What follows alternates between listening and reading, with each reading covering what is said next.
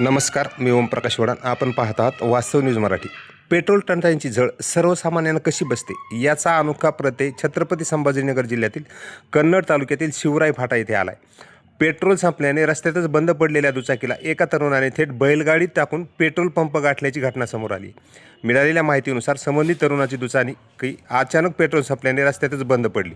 परिसरात पेट्रोल सहज उपलब्ध होत नसलेले आणि पंप लांब असल्यामुळे तो अडचणीत सापडला. मात्र हार न पत्करता त्याने अनोखा मार्ग अवलंबत जवळच्या बैलगाडीची मदत घेतली. दुचाकी बैलगाडी चढून त्या तरुणाने थेट पेट्रोल पंपच गाठला. या अनोख्या जुगाडामुळे परिसरात एकच चर्चा रंगली असून अनेकांनी या प्रसंगाचे फोटो व व्हिडिओ टिपलेत.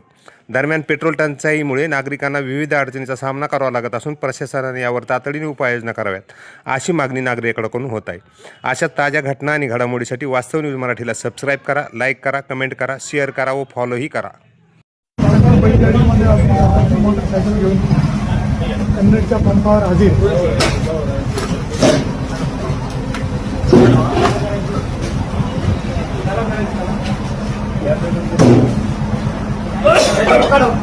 बॉटलमध्ये पेट्रोल देत नसल्याने